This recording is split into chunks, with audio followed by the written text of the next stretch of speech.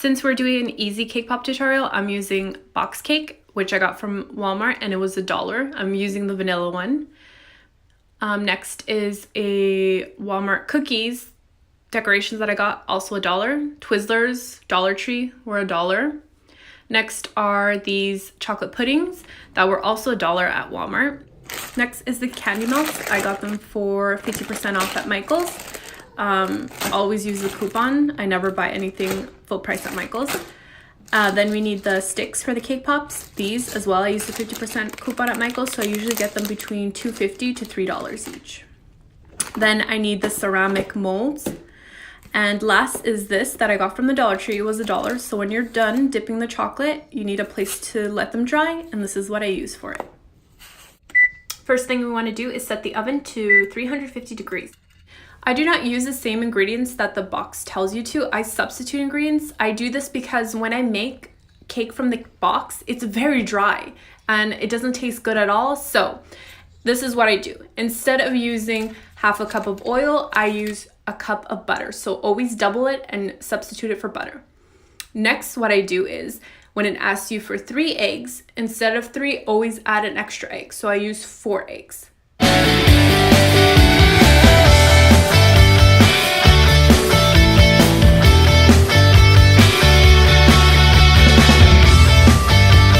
Next, you want to mix in your cake mix. I suggest you use the mixer at a low speed. If not, you will have a huge mess in the kitchen. And then gradually increase the speed to mix everything thoroughly together. Same thing with the milk. You want to start at a low speed and then gradually increase as you start adding more and more milk to it, as I just did. And then next, what we're going to do is we're going to add the pudding. So when you add a pudding, you can just dump it in. It's not a lot. It won't make a big mess. Don't worry about it. And then just increase the speed to get everything mixed together for a couple of seconds, and then scrape away everything around the bowl and just nicely mix everything together. Next, you want to use this Bake Easy from Wilton's. I swear by it. If you put it on your pan, this cake will not stick to it at all. It is just amazing. So just put it around everywhere. Next, you dump the cake in and you want to level it out so it's nice and level on the top. If not, you're going to have a big bubble or it just won't look very pretty. So then you want to shake it and get all those bubbles out and then tap it a little bit against your kitchen table.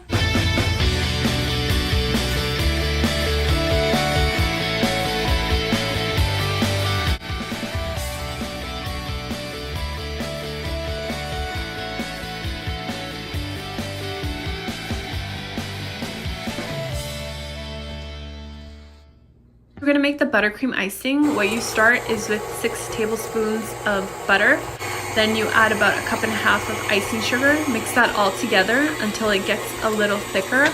Once that happens, you want to add the milk. I start with 1 tablespoon of milk and then just let it mix together and see how the consistency is. If I think it's good, then I add the vanilla. I usually do 1 teaspoon of vanilla. I usually add a little bit more, and I want you guys to get the real vanilla. Do not get the artificial, get the real one. So I was looking at the consistency and it was not what I wanted to. It was too thick. So I decided to add another tablespoon of milk. So you can play around with it. If it's too thick, just add the milk. If it's too liquidy, just add more ice and sugar and it'll thicken it up.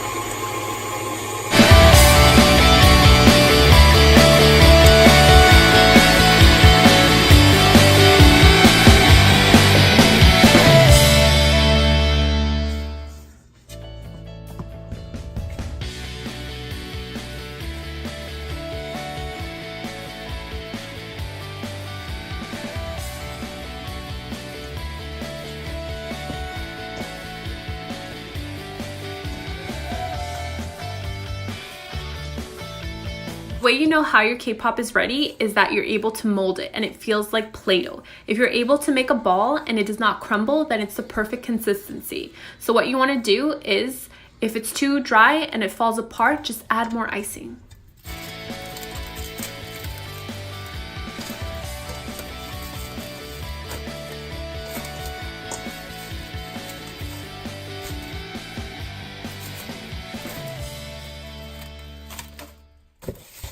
So the next step is going to be to make the cake balls.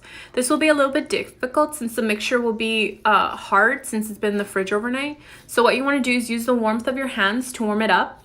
And once you get that Play-Doh consistency, what you want to do is put it in between the palm of your hands and keep rolling until you have a nice ball shape.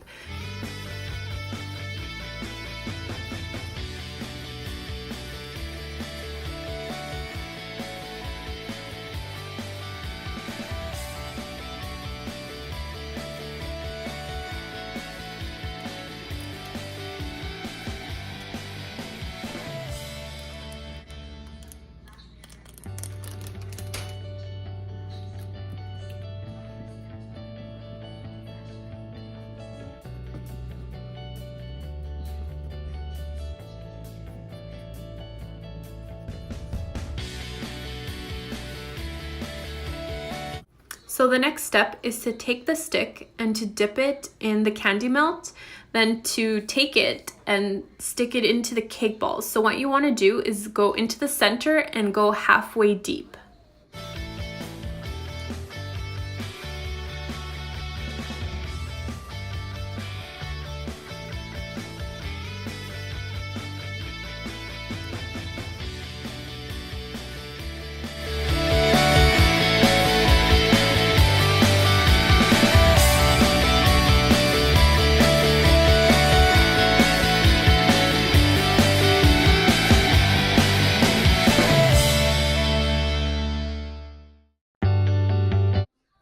So I purchased these bins at the Dollar Tree. I got 3 for $1, which is a very good deal.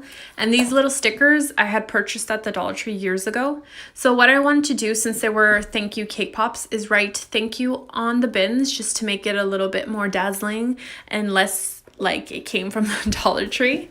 So I used gold stickers on one of them, and then I used black stickers on the other.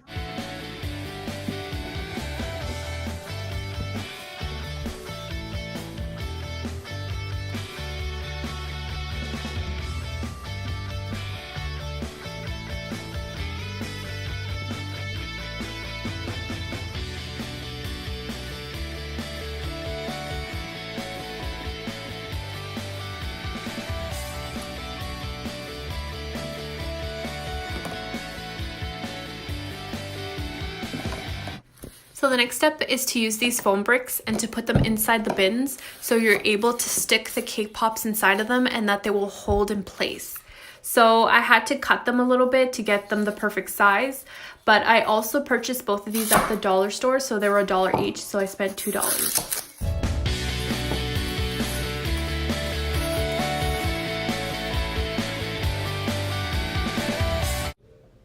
The next step is to dip the chocolate. I think that this is one of the hardest parts, but it also takes the most time to do, and it's a lot of patience. So what you want to do is completely dip the chocolate, submerge it all the way in, and this is why I love these bowls so much, because you can completely put the whole cake pop in and it keeps the chocolate nice and warm for about 20 minutes, which I love. Also bought these at Michael's, purchased them at 50%. So after you do this, you want to get all the excess chocolate from the cake pop off. So what you do is you just turn that cake pop until you no longer see that that chocolate dripping. It will take a lot of time, like I said. Usually sometimes it takes between 30 seconds to a minute, sometimes it takes less depending on the consistency of the chocolate.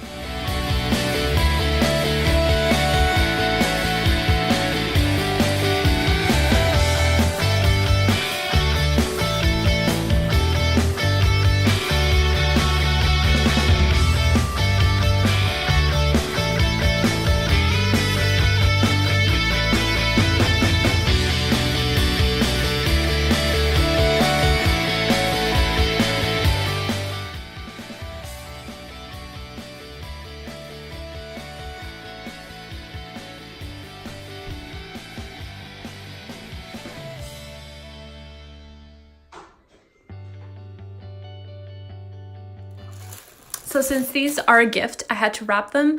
The plastic I got from the Dollar Tree, 2 for $1, and the little paper in the inside I got from Walmart from the 80% clearance for Easter.